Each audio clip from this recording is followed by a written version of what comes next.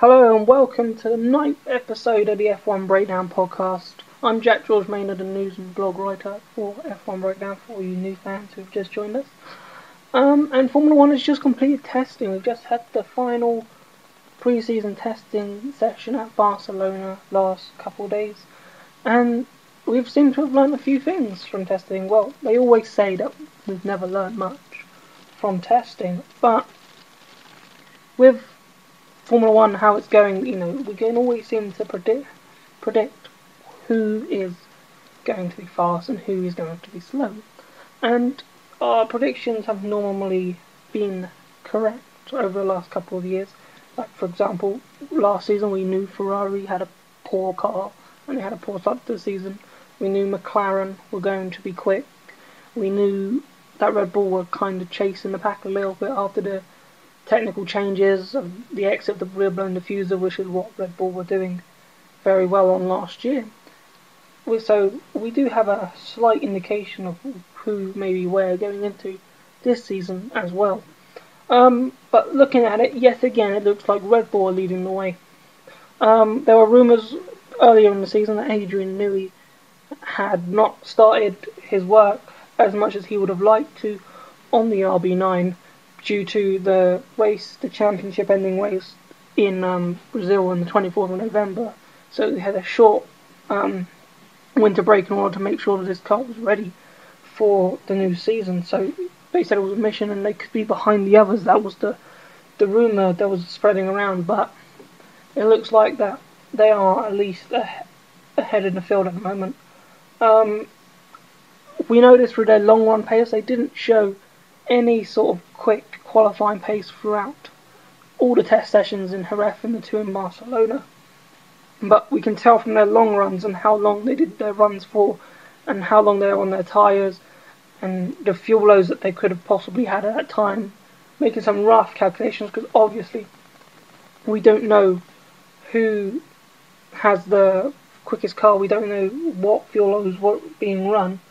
So from our indication was that Red Bull do have the quickest car from the long runs because they had the fastest long run pace, and with the fuel calculations going, if we were to calculate it to qualifying times, they're between 2 and 3 tenths faster than the rest of the field so far. But the interesting thing is that the chasing pack last year, which was Ferrari and McLaren, even though Ferrari had that horrible start to the season, they were the far most improved team, catching about 2 seconds of time back in order to be, and it was still 7 tenths behind Red Bull, they say, at the final race in Brazil. But it looks like that the chasing pack is closed. It looks like Lotus are there again in fighting with McLaren and Mercedes, and Mercedes will also be there. Now, Mercedes look like they have been the most improved team, but they look like they're the team that have showed their pace so far in testing. But to be honest with you, with Mercedes being a truly big manufacturer team as it is, it needs to be near the top of the grid because Mercedes is a huge name, like Ferrari, like McLaren. It needs to be at the fast end of the field, so it's no good being in the middle. But with, obviously the talk of Lewis Hamilton going there, they needed to have a good car in order to meet his expectations, and it looks like they've done it, even though they're still saying that, look, testing, it means nothing. Yes, we know that, but we know you have a quick car, so you can't really hide that you don't have a quick car. But we still don't know going to Australia how quick the Mercedes is. We don't know the pecking order from the McLaren, Ferrari, Lotus, and Mercedes. We don't know which way round and how quick each other are, but most of the teams are saying that Mercedes will be challenging with podiums in the early stages of the season, and they may not be wrong. When teams say, look, we think Mercedes are going to be quick, considering to our data, they may be quick. So we don't know. We have to wait and see for Mercedes. It could prove that Lewis Hamilton's move to Mercedes is a good move at the end of the day, and especially going into the 2014 season with the new engines regulations that are installed and ready. They could be a real driving force in the next couple of years. May end the surge of Red Bull that they've been having. Anyway, moving on to Ferrari. Ferrari now, they have made the huge improvements from where they were 12 months ago because they had a pig of a car. and now their car looks much more stable from the corners. It looks like, the drivers are happy. Alonso said that exaggerated term that the car is 200% better than it was last year. So yeah, they look like they have more stable through the corners. Both drivers saying the car lacks a little bit of traction, so coming out of the corners, traction for people who don't quite know is the wheel spinning up as they enter onto the straight, so they can't get on the power earlier. So they would like to get on the power earlier through the corners, but they feel the car's lacking a bit of traction, because if they do that, there's a good chance of losing traction and spinning off. For those of you who don't know, but most of you probably will. So yeah, Ferrari lacking a little bit of traction, but it gives them something to move forward to, something to focus on. I think the Ferrari mechanics would be happier that the driver said, look, the car is lacking a bit of traction, so they know specifically where they need to improve in the season. So with Fernando Alonso, obviously the strong character he is, coming back and having a most amazing season that he did in 2012, you'd see Ferrari going to be up there, because Fernando Alonso will be more motivated than ever, in my opinion, to get his third world championship. So I can see Fernando being right up there. Hopefully Felipe Massa will be up there with him. I would really like to see Massa up there challenging. He was challenging towards the end of the season. If he can pick up where he left off in the final stages of the 2012 season, I reckon he will have a good season again, and we will see him on the podiums and maybe even challenging for wins if Ferrari let him. That's the big question. So looking now at McLaren, and after the exit of Lewis Hamilton, and they've signed Sergio Perez, who, to be honest with you, Sergio Perez through testing has not looked bad in the McLaren car. But I reckon Sergio will have one or two races where we won't see the best of him yet, because he's getting used to the environment, the surroundings, getting used to the in-race feeling, because testing's testing. You're just circulating around the track. When you're in the situation where you have to perform week in, week out, it might take some time for Sergio to acclimatise to that situation.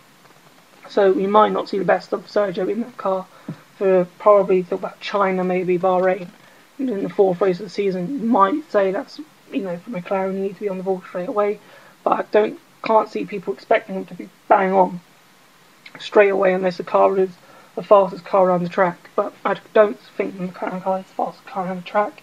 So, but to be honest with you, he could surprise us. He could just come out and win in Australia and completely silence what I just said, and he could come out of the first season, Sergio Perez, with an amazing start, and then all the rumours that Ferrari saying that he wasn't ready for Ferrari will be crushed, and it looks like McLaren will have made a really good signing for the 2013 season. Looking at the car, it needs to have improve in order to compete, they say.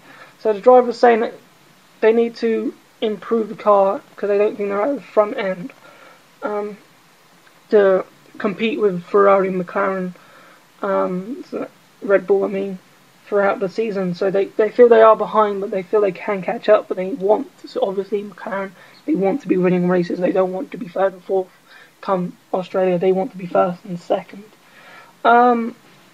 But on the long fuel runs, they seem to have problems having consistency in their lap times. So you have a fast, decent lap time, and they call off the pace. You don't know if they were doing it on purpose. But on their long fuel runs, you want to, drive as if it's a race. That's what it's, a race simulation. You need to go as a race. And when they were doing their race simulation runs, it seemed that they were struggling to find consistent lap times.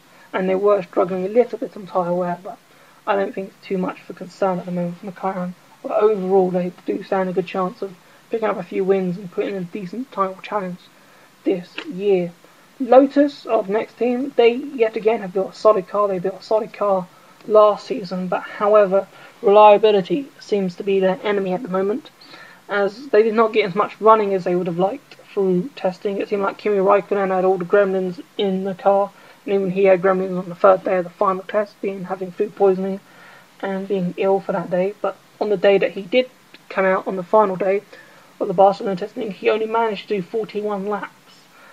And yet again, the lap limitation was caused to a lack of reliability, whereas teams were doing 80 to 130 laps throughout the whole day, whereas Lotus are only doing 41, so that means teams could have a bit more of a head start, know their car more than Lotus is. It could be a slight disadvantage, but yeah, again, we won't find out till Melbourne in next week in order to see who is at the top and where Lotus are, because Lotus look like they have a quick car. They look like they have a car that can win races more consistently, because they could have won one or two. They did win one, but they could have won a few more than they did last year. But we'll have to see where they're going with their car reliability. Force India, again, they look like they have built a very reliable car, bulletproof, as Ted Kravitz said on Sky Sports F1.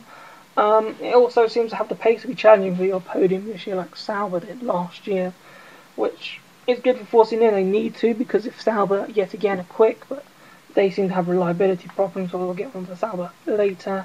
Paul di Resta had most of the testing done throughout the winter testing, because they didn't confirm their second drive to the final test in Barcelona. So therefore, and Adrian Sutil is their car, and so he won't be as used to the car as Paul di Resta is. So we could see Paul di Resta outperforming Adrian Sutil at the beginning of the year. On paper, you'd say that should happen. You never know what happens in Formula 1. Adrian Sutil could come out and comfortably get 5th place. You never know in Melbourne. And Paul di Resta finishing 12th. You know, stranger things have happened in Formula 1. It wouldn't be a surprise. But on paper, Paul di Resta should have more of an understanding of the car than Adrian Sutil's. But with Adrian Sutil lacking a bit of knowledge, that could deteriorate Force India's performance. Williams, they look like they'll be a close competitor to Force India this year. They seem to have copied the designs that have been introduced by Red Bull and Ferrari. But if it works for Ferrari and Red Bull, why won't it work for Williams? So this means we could see Williams challenging for a place on the podium again, which would be great to see. Which, you know, with the win that they had last year in Spain with Pastor Maldonado, it would be good to see Williams challenging for podiums again on a regular basis instead of being quick in certain tracks. Sauber, yet again, they will also be challenging Williams and Force India this season in the battle of the midfield teams. So yeah, Sauber look like they have a good pace. At the Jerez test, it looked like they could have been ahead of Mercedes, but it looks like Mercedes may have shown a bit more pace and a bit more how good their car is throughout the last 2 sessions in Barcelona.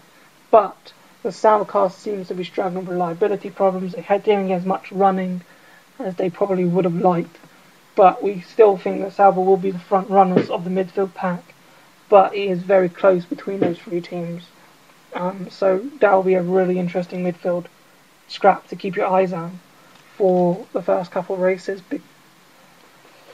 Toro Rosso, hopefully they won't be in the race that they owned last year, because I remember I went to the Silverstone Grand Prix and sat at Stowe Corner, and yeah, Toro Rosso, Daniel Ricciardo and Jean-Eric Vergne were just racing themselves throughout the whole race. They were miles ahead of the Caterhams and the Marussias and the HRTs, but they were at least 10 seconds, I'd say 10-15 seconds behind the Williams and the Saubers and Force Indias by the time the end of the race.